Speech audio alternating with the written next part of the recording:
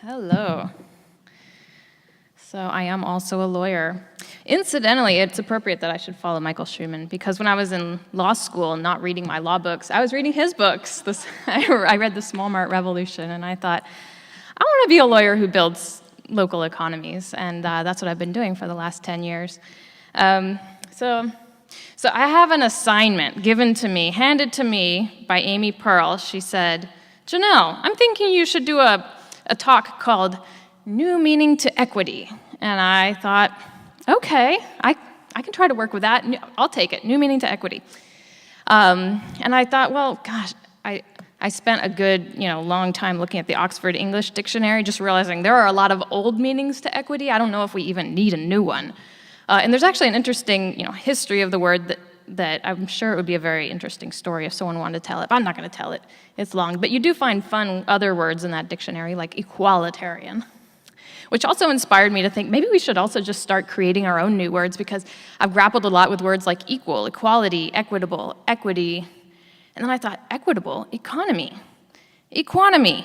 But then I heard it, and I was like, I sound like I'm just saying economy underwater or while I'm gargling or something like that. But I did buy the domain for a minute, and I was like, this could be the next thing, the equanimity. No. Anyways, I had to give that domain up. We'll see if someone else does something with it. But then I realized, okay, maybe what Amy's doing is she's giving me a koan. In Zen Buddhism, koans are these somewhat very difficult to understand, inexplicable, strange stories or statements that you're meant to kind of hold in your mind and sort of turn over and over and over until you come to some sort of realization. And the thing about, realizations can be great, but in the words of another one of my gurus, realizations are the worst. This is Liz Lemon from 30 Rock. Because, you can be is that distracting to watch? I'm going to just move back for a minute. And it's one of my favorite lines. Because, you could be going along in your career, supporting local businesses, supporting co-ops, doing great things, feeling like you are working on the solution and feeling very comfortable about that. And then, boom, here comes this realization that tells you, you need to be doing something really, really different. And I've had some of those realizations in the course of just the last 10 years, and it's very uncomfortable at the time. And one of them is that, actually, now that I started thinking about that word equity, the ways in which we tend to build assets, build equity, like in home equity or equity shares in a corporation, are often not equal to equity in the sense of the word, meaning fairness and justice. And in fact, oftentimes, as I'm about to sort of talk more about, it undermines equity and justice. And one of the realizations that I had that was maybe the most profound was that I was, for many years, providing legal services to small local businesses, to urban farms, to people who were just making the neighborhoods in the Bay Area where I live a wonderful place. But you know what happens when you make the neighborhood a wonderful place? The real estate agents, they come through and they say, look at this wonderful place, look at this beautiful urban garden. You could tear down this building and put up a condo building right here, and then, the market values go up. The people who did all the work to make the neighborhood wonderful to begin with, they get displaced by rising rents, and I thought, wow, one step forward, two steps back. We're making communities a beautiful place, but there's something structural in our system that's not enabling people to benefit fairly from it. So realizations are the worst. But I also have to remember a quote from another guru of mine, RuPaul: realizations of your own insanity is the beginning of your sanity. And, as uncomfortable as they are when they force you to start doing something different, you set yourself on a path to something a little bit more sane. And I do think that we can use our community capital to build equity, as in building wealth for our communities, at the same time that we could be building equity in the sense of fairness and justice. But it's going to be different. It's going to be different than what we're used to. But different is not necessarily bad, and the more I think about it, it's going to be so much better. So here it comes. But, okay, more difficult realizations I've been grappling with. One of them is just home ownership in general, and the idea of home equity, and where does that come from? It started to creep me out. And one of the reasons is that our economy, the way it is right now, it's kind of like we're coming to the end of a very long, bitter game of Monopoly. And Monopoly's a great game. I love that game. I always used to win for some reason. But in any case, it's like we're getting to the point where the wealthiest people in society, and this is a real statistic, the wealthiest 20% of people in US society control 93% of the wealth. Isn't that very familiar, like the end of the game of Monopoly, like when I have hotels on everything? And you know it's just a matter of time before those people start to get your houses, get your money, and it just sort of spirals out of control. And now, on the Monopoly board, we're about to have some new things in play. There's baby boomers who are retiring, and they are potentially owners of 3/4 of small businesses in the United States. And so they're going to be retiring and either putting their businesses up for sale or maybe just closing them. But that's a lot of wealth and really essential local community assets that are about to be in play on this Monopoly board. So who's going to buy them? There's also about half of the farmland in the United States owned by baby boomers. And pretty soon they're also going to be putting that up for sale. So who's going to buy that? In general, when things are put up for sale, this seems to be the rule of the game. Any essential asset is put up for sale. Who gets it is the highest bidder. The highest bidder, that's kind of like the rule. I mean, it's sort of like we've been taking that for granted as that's the way we do things. But if that's the way we do things, for example, racial inequity is about to go off the charts. And the slide that I was about to show you, yes. Well, first of all, okay, the 93% of wealth we're talking about in the top 20% of society, that is mostly white people. But then look at a graphic like this. This compares the average white household wealth to black household wealth. And right now, white households have 13 times more wealth or 13 times the wealth of black households. And if you look over the last 30 years, it's gotten worse. It went from 8 to 13. So things are getting worse. And you can sometimes delude yourself to thinking that we're on a path to things getting better. But that's a clear indication that we're not. And there's also this. Oh dear, my slides are going to look a little funny. But anyways, yes, the statistic, white people own 98% of farmland.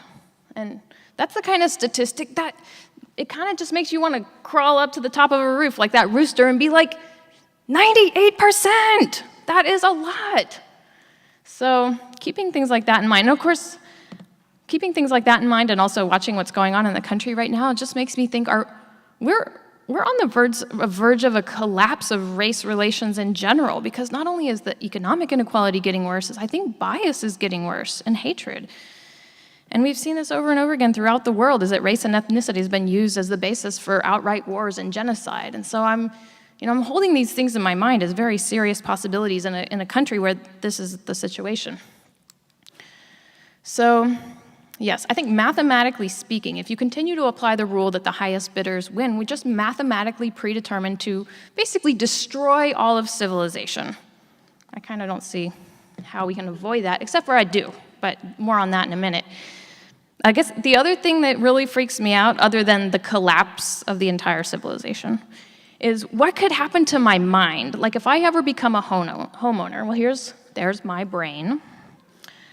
But what if I ever become a homeowner and start to build equity in the same way that conventional homeowners do? Okay, what could happen? I kind of picture it like this little creature that moves into my brain and starts to affect the ways that I think and feel. Okay, so let's imagine I do become a homeowner. I buy a house in Oakland, California for $500,000, and then a few years later, it's worth $800,000. True story for many, many people in Oakland right now. That's just kind of how things are happening, and free money. Anyway, so let's watch sort of my mind and how it works in this situation. So there's my house, and let's say it used to have a Central American grocery next to it, but of course rising rents drive that grocery out. Also, true story, happening a lot right now. And it gets replaced by a really cute latte shop, which I wouldn't normally be that excited about lattes, but I'm a homeowner in this situation, and my homeowner brain is thinking, this is gonna look good for the price of my house, And then when the real estate agents come through with their clients are gonna look at that latte shop and be like, oh, isn't that charming? Wow. I really like the feel of this neighborhood. It just feels more comfortable than it used to for some reason. Anyway, so there's that. And I'm going to, of course, as a homeowner, be like delighted that that's happening. Okay, well, let's say that my neighbors are an African-American family that have lived there for a very long time. They also have a teenage son, Trevon, who likes to sit out on the front porch with all of his friends who happen to be black because it's Oakland. And Oakland in the 80s was almost 50% African American. Now it's about half of that. So that kind of shows you how fast displacement is happening. But anyway, so there's son Trevon. He likes to sit on the steps and discuss his AP psychology studies, very nerdy group of kids. Anyways, but then here come the potential buyers, a real estate agent, and they're kind of looking at him and his friends, and they're thinking, is there much crime in this neighborhood? And they're kind of feeling uncomfortable. And then I'm there, and I'm just like, Trevon, like, of all days for you to be sitting here talking about, intellectual things, why today? Why when I'm trying to sell my house? And that's one of those, realizations, is that no matter how hard we try to not hold racial bias and not reinforce racial bias, we end up doing so by buying into a system that privileges whiteness. We have a market, basically, that puts a premium on whiteness, on white dominant culture. And all of us, no matter what race we are, we reinforce that when we buy homes and then expect that we could profit off of them by selling them to the highest bidders, because who are the highest bidders? They're white people, in large part. They're very uncomfortable. Realizations are the worst. So yes, the inner workings of our minds. This is a lot of what drives society, and it's not polite to talk about our little inner psychoses, but it's really important to get this out on the table. So, okay, one more other scenario in this case. So my neighbors, let's say they come to me and they say, "Could we buy your house? Because our mother wants to move in. She's disabled. It would be so great to have her next to us." And they're like, we can only qualify for to pay $700,000. And then in my mind, I'm like, oh, heck no, my house is worth $8,000. I earned that money fair and square, I think to myself. And so I'm like, I'm not going to lose $100,000 on this as if I ever, was entitled to that. But yeah, where did I get that sense of entitlement? What is this history that gave me this feeling like I deserve that land and that money? Well, okay, so, groups of Europeans came to this country and forcibly displaced Native Americans. And then after we did that, we created this system where we break land into these little boxes so that we can sell them and alienate them and make money off of them. And we create this system where the highest bidder wins. And I was a highest bidder. I won. I got that house fair and square, right? So there it is. Boom, I got it. But yeah, and I feel like we've been doing that for so long, we barely begin to question that. It just feels like, yeah, that's how the system works. That's just too bad. That's how it works. But is that how we want it to work? Do we want the highest bidders to win, or do we want it to be the people who have roots in a community, whose livelihoods and whose sense of well-being and familial connection depend on being able to stay rooted in the place that they are right now? And compare it to this slide. We used weapons and other things to force people off of land, but we're really just using a different kind of weapon now. We're using the law. We're using markets to force people off. But the harms are incredibly deep. And do we want to continue to perpetuate that pattern? So yeah, realizations are the worst. I realize I'm standing up here and I'm challenging pretty much the entire American dream or the basis of it, and it's maybe not the best way to start a presentation. But don't worry, it gets better. Oh, but other realizations. I also feel like conventional businesses, and no matter how local and charming and sustainable and organic and wonderful they are in many ways, the structure of those businesses is such that they are not going to bring us the necessary transformation we need in our economies. So, and I draw a square. A square is my representation of the structure of conventional businesses, and I used to use a shark as sort of the metaphor for conventional business structures. But then somebody told me, and I realize it's true, that is a little bit insulting to sharks. So I'm here in Monterey, and I'm going to go apologize personally to the sharks, because it's not like we live in a world where sharks eat other sharks that eat other sharks that eat other sharks until we have just one giant shark left on Earth. Sharks don't do that. But conventional businesses do. They just swallow each other up, and we're just watching it happen in front of our eyes, and yet we're like, just gonna go order this thing off of Amazon, but come on. So anyways, so squares. And one of the reasons I chose a square as the shape is that squares are very, boring and predictable, just like the rules of our economy. Very boring. The highest bidder always wins. It's like you can mathematically predict the future thanks to our structure of businesses. So squares, yes, and they swallow up not just other businesses, but essential resources that we need to survive. So that's very, very uncomfortable to realize all that, but now we're getting to the part where it gets a little bit more sane. Here comes the sanity. We have the option to choose something different and to get these ways of thinking out of our heads. We have the option to not collapse our entire civilization if we choose something different. And we can use our community capital to build equity, community wealth, at the same time that we build fairness and justice. And what the realization is we need to build businesses of a different shape. If we're going to be harnessing our community capital and pouring it into our local communities, what is the shape of the thing that we're pouring it into? Well, here's the new shape. So community assets, that's what I'm calling it. Instead of conventional businesses, what we want to invest in is community assets. And I'm using the phrase community assets somewhat as an experiment. I still don't know what's the best phrase. Sometimes I say commons-based organizations, but the word commons, it may or may not speak to people. I mean, I really like it now that I understand what it means, but for the longest time I was like, I think it has something to do with sheep and grass and grazing. But I did not get it. But the idea of a commons is that we are creating a wealth of resources to provide benefit to groups of people in the long term, and we're going to steward that for their benefit. That's kind of the idea of a commons, which I like. But anyways, I'm going to stick with the word community assets. And so 3 characteristics that distinguish the shape of a community asset. One is that wealth is distributed. Another is power is distributed. And then the third is that it can't be eaten by squares, meaning it can't just be uprooted and bought out by Walmazon. So I'm going to give 2 enterprises as examples of what I think are really good examples of community assets. One of them is Three Stone Hearth. This is a worker-owned business in Berkeley. By the way, both of these are my clients. As a lawyer, I've been providing legal services to Three Stone Hearth for maybe 8 years. And they're a wonderful business that basically, in every chance it gets, makes the most socially responsible decision I can imagine. That's sort of my observation over the years. They're worker-owned. Well, I should say they have about 45 workers, and a little more than half of them now are worker owners of this business. They make really great food that the community loves.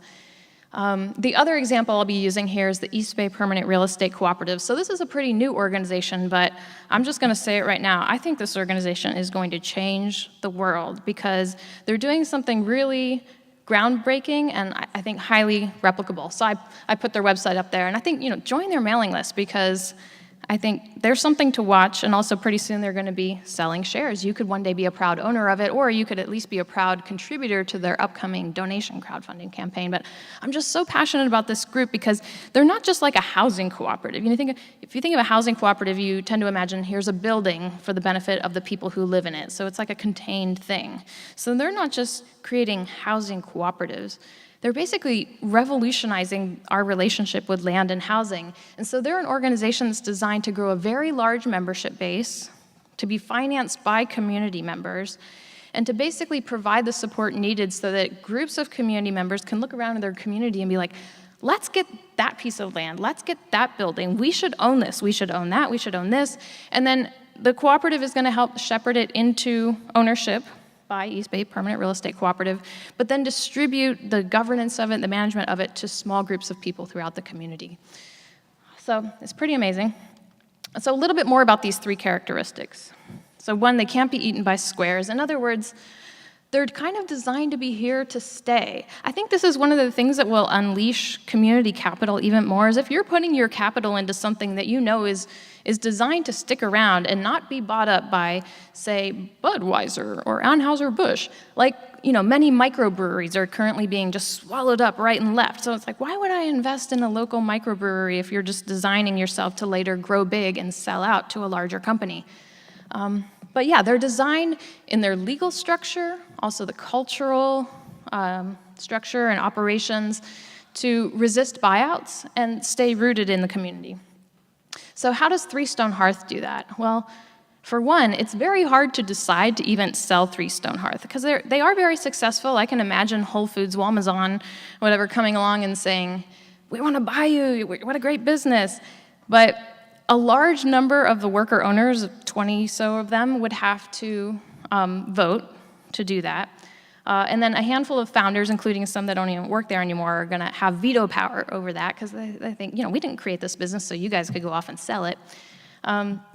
And if they sell the business, if they sell it, the proceeds from that sale are going to be distributed across many owners, including former owners, so that it really reduces the amount that any one person can get from that sale, and your share of that is based on how long you work there, not like a percentage ownership share. So there are not many incentives to sell the business, and they're even thinking, just in case, they might actually restructure in their bylaws, put in a provision that gives everybody a little bit, but then pays any other surplus out to a nonprofit. And they're also creating a nonprofit. And one of the things that nonprofit can do, sort of side-by-side nonprofit, is make sure that it doesn't ever try to sell the business. And so if they're ever trying to sell to Walmart, that nonprofit can step in and say, ahem, you're kind of owned by the community. Think about all of the community members who have put their capital into your business, their consumer dollars, their emotional labor, all of these things. Like, you can't just go sell this. And so the nonprofit would have an option to buy it. So East Bay Permanent Real Estate Cooperative, how is this one not going to be swallowed up and eaten by squares? Well, the cooperative itself is going to be owning a lot of land and setting up a lot of relationships so that other cooperatives and land trusts will have the ability to buy that land at a fixed price, so a predetermined price. If the cooperative ever folds, or if it decides it can't hold on to a particular property anymore, there's basically going to be a network of other commons-based community asset organizations that can be there to purchase it. And the reason it's at a predetermined price is it's not going to be put out on the speculative market. It's going to be set at a reasonable price that would hopefully be affordable to these other organizations. Okay, second characteristic of a community asset. Wealth is distributed. And part of this is, it's not just that wealth is distributed, but there are caps on what one private individual can extract in wealth from the entity. And I think that alone has a natural tendency to spread wealth. Because if you say, hey, CEO, your salary is capped right here, you can't vie for any more, or there are no shareholders who just get endless profits. If you cap wealth, instead of like going and funneling to one person all the time, it spreads. It just naturally spreads. But there are other things you can do to ensure that it spreads, which I think are really important in a place, in a world where wealth is already so concentrated. But it also has a pretty cool effect on your brain. If you kind of limit your own brain's, ability to constantly want more and more. We have these reptilian brains, and they're very square-shaped, and they're very much oriented toward always getting more. And I think we've trained these brains in a society where we've created a lot of senses of scarcity. So it's kind of natural that we should feel this way, but also very helpful if we just sort of put a limit on it. So a few ways that Three Stone Hearth does this. Well, first of all, at the end of the year when they have profits, they distribute it based on how many hours each person worked. Not like what percentage share somebody owns or how much capital they've put in. How many hours did that person work? That determines their share of the profits. But it's not just that they're spreading the profits in that way, but yeah, they have adopted a very narrow pay ratio, and in fact, the founders took a pay cut so that they could come down and be more on par with everybody else. And it's not equal pay, but it's nearing that. And then, was there another thing? Oh yeah. When one person sells their share of the cooperative back to the cooperative, so let's say they leave, what they're going to get back is whatever capital they put in individually, plus any share of profits that have been allocated to them but not yet distributed. What they're not going to get is the ability to go sell their share on the open market in a speculative market, because the market just doesn't even know how to value something like this. But I mean, this is what happens when a lot of business owners leave a business, is you have to have the business appraised, and then the other owners have to take out a loan to buy you out. That's not going to happen. You're just getting back more or less what you put in. So that's one way in which they're spreading wealth. East Bay Permanent Real Estate Cooperative. How are they spreading wealth? Also, how are they putting a cap on what individuals can get? Well, So the way it's going to work, let's imagine the cooperative buys a 10-unit building for $2 million. And individuals are basically going to buy. They're not legally going to own, but that's more or less how it's going to be structured, is that you're going to own a unit. And let's say that each person's going to buy a unit for, say, $200,000. What they get after they've paid off that $200,000, if they ever sell their unit, is the $200,000 plus a rate of return that's strictly capped, probably even just tied to the consumer price index. And then the cost of any improvements that they individually have put into that unit, with a little depreciation, of course. So yeah, so they're not going off and selling this on the speculative market either. What else was I going to say about that? This really changes everything, if you think about it. I mean, having a fixed price means, okay, like if you know you're going to sell this unit for, say, $250,000, then you can sell it to whoever you want to, or the cooperative can decide who gets to buy it, or the other people in the building get to decide who gets to buy it. It's not the highest bidder that decides. So it's not the people with the most wealth in society that decide what happens to land and housing. It's people who are involved, people who are part of the community that decide. It changes everything about how decisions in this society are going to get made. So it's pretty powerful. I'll just also add my own organization as an example. We all make equal salaries. So we have lawyers, non-lawyers, people who've been there for a long time, people who haven't. We all make the same salary, and it's a really powerful thing that almost no organizations do, but I just have to put it out there. And I know once you've created an organization with pay differentials, it's kind of hard to move toward pay equity at that point. But what it does, if you can manage it, is it creates a sense of ownership among everybody involved. And basically, people take on so much more responsibility. They see this as, we're a nonprofit. None of us technically own it, but we have this sense that this is where we are going to sort of live out our livelihoods and make an impact on society.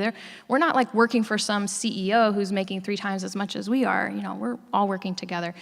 Anyways, a very powerful thing.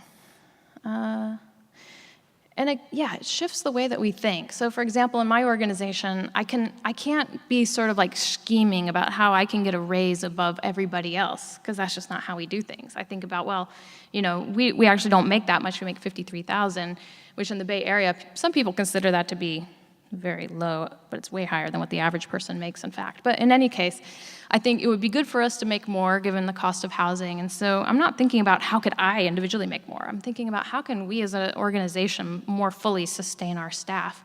But also, I'm thinking about, if I can't make more, if we can't make more, how can we basically just give more back to the community? How can we create more jobs? So it's like a shift in the frame of thinking. I can't even, start thinking about more for me. It's about more for all of us. And it's, when you take away the more kind of way of thinking, then it's where do you stop?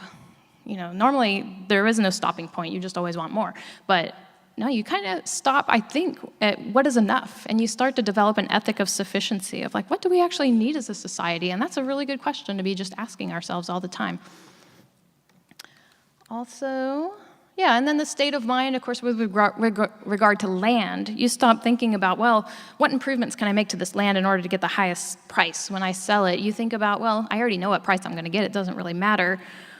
What matters is, how do we steward this land and take care of it for the community in the long term? That's what matters. And another way to think about all of this, these financial structures, these are tweaks you make in the financial structure, the legal structure of an organization. But it changes everything. In a conventional business, the owners are trying to extract as much as possible from the workers, or in the case of landlords, from the residents. Cooperatives are inherently designed to give as much back to them, because they are the ones who own it. Turns everything on its head. Okay, third aspect of a community asset. Power is distributed. And this is one of the realizations that I've finally come to, which is just hierarchy is not helping us. We have so many other possibilities, and it's really just stifling the potential of so many people to be doing good things in their community. And one of the reasons I really started to feel this at my core has to do with my backyard. So there's my apartment building, and there used to be a little patch of grass there, really pathetic but cute little patch of grass. But then, I liked it. I mean, it was nice. I didn't realize how much I liked it until my landlord just came and paved it over. And there were days where I would just walk by that thing. I could not even look at it. I was just so sad, and I had no idea I could be so sad about the loss of just grass. So what is that? Because, you can tell me, Janelle, rainforests all over the world are being bulldozed to build farms. And I think, that's sad. We got to do something about that. You could say, now farms are being bulldozed to build parking lots and shopping malls. And I think, that is sad. In fact, it's sad, and I know it at an intellectual level to the point where, I'm very committed in my career to addressing things like this. But it's not like sad in my gut as much as it was for me to see my yard being paved over. And what that told me is, that's a very powerful thing, that kind of emotion, it's the power of affection. Wendell Berry also wrote this great essay called, now I'm going to forget it. It might be called It All Turns on Affection. It's just a beautiful essay. And he kind of says the same thing, is people develop an enormous amount of affection for what is close to them in their communities. The things that are nearest to them, we develop real affection, and affection is very powerful. And it's funny because, I'm a lawyer, and you're like, wait, is this lawyer talking about love and affection? How did that happen? I thought this lawyer was going to come talk about serious-sounding things like municipal bonds. But it is, I think, one of the most powerful forms of capital that we have as a community, if we're able to apply it, is our affection. If we can apply our affection to our neighborhoods, local farms, everything around us, if we're able to more fully do that, we'll transform our local economies and the world. How can we harness the power of affection to steward the resources of the world?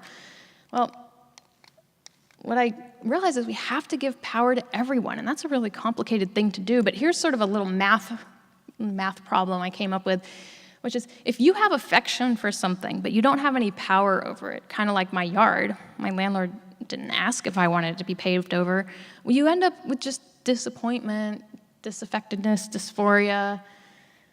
But if you have power, you have no affection. You're just like the person bulldozing the thing, and you don't know this thing. You have no connection to it. Then you end up with destruction. But if you have affection plus power, what you end up with is stewardship, because you have a desire to care for things and the power to do it. And that's what we need to do. And that's how you come to the conclusion that we need to give power to everyone, and what that looks like is organizations with distributed power. It's very different from the hierarchies that we're used to. I feel like this battery's starting to die. But anyways, top-down solutions to the problems we're facing are just not going to work, because it puts some separation between the agent and the change. And it's very, very disempowering when you just watch things in your community change around you, and you have no say over what's happening. And it stifles people's natural desire to just step up and do things. So how do we spread power in our communities? Well, we create organizations that allow people to participate in the things that affect their lives and affect their communities. And many of these things are cooperatives, not all of them. Many are nonprofits. They could come in the legal container of a conventional business, but if they are structured with those three elements of a community asset, then that is what gives people power. I also put this slide up here because I really want to emphasize, when I talk about spreading power, I'm talking about spreading it down to the ground level. If the people who are touching the soil, who care about the soil, are the ones who have the power to steward it and take good care of it, then we are actually going to be able to take good care of our soil. And I think one of the mistakes that we make is that we focus a lot on developing small businesses, and we think about supporting those owners to start their businesses, and we're not thinking enough about the workers in those businesses, the farmers on those farms. What are they doing? How can we harness their affection and give them power to steward land and resources? So Three Stone Hearth, how do they spread power throughout the business? Like I said, they have 45 people. I think a lot of people naturally go to this, which is sort of picturing they must all sit around in circles all the time, trying to all come to complete agreement about everything. Which, some organizations do try to do that. I know it can be very rewarding in some circumstances. It can also be very frustrating, but it's also not the only option if you're going to abandon hierarchy and start integrating people more in decision-making, because you can basically create centers of power throughout an organization. You say, you're working on this, you have the power to decide about that, or you form a circle of people who work together to decide about something. And That's kind of my English to English translation of the word polycentricity, which is, yes, creating many centers of power. So Three Stone Hearth is broken up into many different circles. There's kitchen circle, ordering circle, this finance circle, all these things. And then within those circles, the power is distributed down to the level of individuals. Everyone has a lot of very clear roles and an understanding of what their part in the circle is. And they're given a lot of autonomy in that role, such that they're the ones making decisions about what they do, but in a constant process of gathering feedback from their peers. So constant feedback loops are just built in, but each individual has the ultimate control. So Sustainable Economies Law Center is similarly structured. And incidentally, we're having in a couple weeks a gathering of nonprofits from across the country called the Nonprofit Democracy Network. We had about 80 people apply for it and had to cull it down to 40. But basically, these are change-making organizations that are beginning to recognize the same thing that we did, which is that if you spread power throughout the organization, you allow workers to self-direct, they will be more responsive to the needs of communities, more effective and efficient at advancing the mission, and that's what our social change movements need, is to put the power in the hands of every worker so we can just move faster. East Bay Permanent Real Estate Cooperative, similar thing.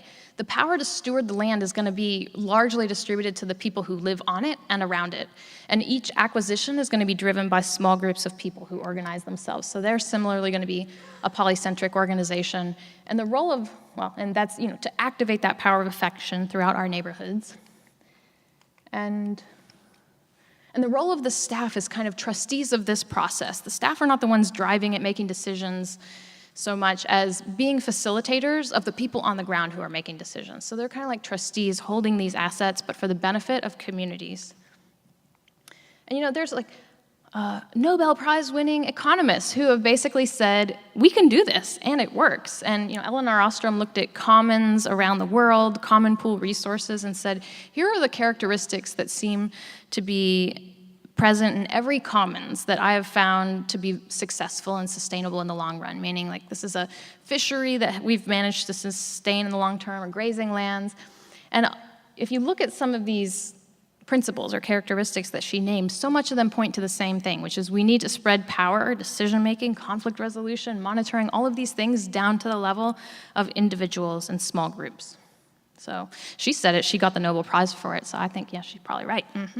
So governance. Governance is just a thing that we all need to now become obsessed with. And governance is not just what you write in bylaws and policies. It's how your entire organization operates. It's how you divide up the work among people. It's also culture and communications. All of these things weave into the ultimate decision about what happens. So I recommend this book, Reinventing Organizations, because it profiles some very large organizations that have fairly successfully distributed power throughout their organizations. Because I think this is one of the things that I think is hardest for people to get their heads around, is redistributing power. So I recommend that book. But overall, if we're trying to create a more equitable world, we can kind of create this self-reinforcing loop where if we're creating more equitable pay structures, what it's creating is people tending to take more equitable shares of the responsibility. And in order to have that equitable share of responsibility, we all need more equitable power, and when you have similar power, similar pay, it's just like it's a self-reinforcing loop. If we can kind of start to get on that loop in everything we do. And so I've been talking about community assets. Back to this koan about equity. Community assets. If we're building community assets, what we're building is not just individual equity. We're building equity for the community as a whole. We're filling our communities with assets that are designed to be there for us and provide for us in the long term. And that's real wealth, and that I think is going to be far better at achieving fairness, equity, justice. But of course, how do you start to build cooperatives and commons-based organizations in the context of a society that's structured so differently? It's like taking a cooperative and then plopping it down in the middle of a monopoly board and thinking you're going to win. But there's more we have to do. And I think the great thing about community assets is we as a community have the power to ensure that they're successful. It's not just something that we throw out there and we're like, hope you're successful with your enterprise. We can organize ourselves as a community to say, well, this is ours, so we're going to make sure that it's successful. One of my projects last year was kind of an experiment, and hopefully it will be an ongoing one. I created a small organization called Co-opivores. So co-opivores are people who prioritize purchasing their food from worker-owned cooperatives. And I just tried to see how many people could I get to flock to a particular worker-owned grocery store. I will say it was hard because a lot of people love this idea and spirit, but to actually get them to go over there and buy their groceries is such a little thing. It's hard, but we need to really start recognizing our power as consumers and organizing it in really concentrated ways that can make a tangible difference. And of course, it wasn't supposed to be yellow. Okay, anyway, so the money. Yes, movement of money and of course investment. Here's another koan. I don't know, just think about this one. Dollars are people too. Think about where did they come from and how do they move around? What labor has gone into making these dollars come to you? And honor that labor, and don't do crazy things like send your dollars off to eat like fast food and pay for fossil fuels on Wall Street, because look what happens to your dollar. Shoot, I think I'm losing my battery here, but yeah, maybe it coughs up a few pennies of return for you, but like, is that really what you want to do with your money and with the work that people are doing? In any case, I just have a few minutes left, and Michael Schumann has already talked a lot about this, but we have a lot of opportunities now to put our dollars in our local communities. And I want to say, don't just take your money off of Wall Street and put it in Main Street, but think very deeply about the nature of the organizations you're putting it in and really prioritize cooperatives, land trusts, other commons-based organizations. And you'll have an amazing investment portfolio in the near future as these entities begin to grow throughout our communities. Yeah. Anyways, so we also need a movement of policymakers. I'm just going to skip these slides, but maybe the main point I want to make about this is that we all need to start conceiving of ourselves as policymakers, because if you let somebody else make the laws, you know that it's not going to come out well. People who are the ones who are stepping up and advocating for laws have certain interests that are not necessarily ours. And so each of us needs to basically take this on as our new hobby. It's like integrate it into the rest of our lives, is influencing local, state, and federal policy, not just speaking up and saying, click, I support this legislation, but spearheading campaigns, forming groups of people and spearheading it together. You can make a lot of good new friends that way as well. And that is sort of the essence of our democracy, is that these laws are for us and they should be by us. So everyone is a policymaker, and we need to change so many laws I cannot even begin to tell you. So that's part of this is recruitment effort. Everyone is a policymaker. We need to change laws everywhere. And a lot of times people think, oh, legal barrier, now I need to go find a legal expert to help me address this, navigate it, change it. But, really, people in our communities, we have enough expertise to look around and be like, this is not right. And to go deeper and explore and talk to other community members and policymakers about why is this not right and what can we do about it. So really step up and own that. And of course, law, if you think about it, it's not supposed to be some sort of secret code and our archaic language that we have to interpret and decipher. Laws are us. I may be over-glorifying laws a little bit, but they are us. They are our collective decisions as a society about what we want to do together and how we want to be together. So let's embrace them. They are us, and let's make them. And so, the other realization is this is an entire movement. We need complete systems change, and that's kind of big. I think about that. I think about, one cooperative surviving in the context of the rest of the society in a sort of conventional economy. That's really hard. But as we begin to build the ecosystem to fill our communities, not just with worker-owned groceries, but worker-owned farms that are living on or farming on land trust-owned land, that's what's going to make this whole system work. So it's a lot of work, but when I think about it and I think that's what could be my community, I think this is going to be so much better. This is sanity. So I don't know, this might not be the easiest slide to read, but this is sort of my way of summing up.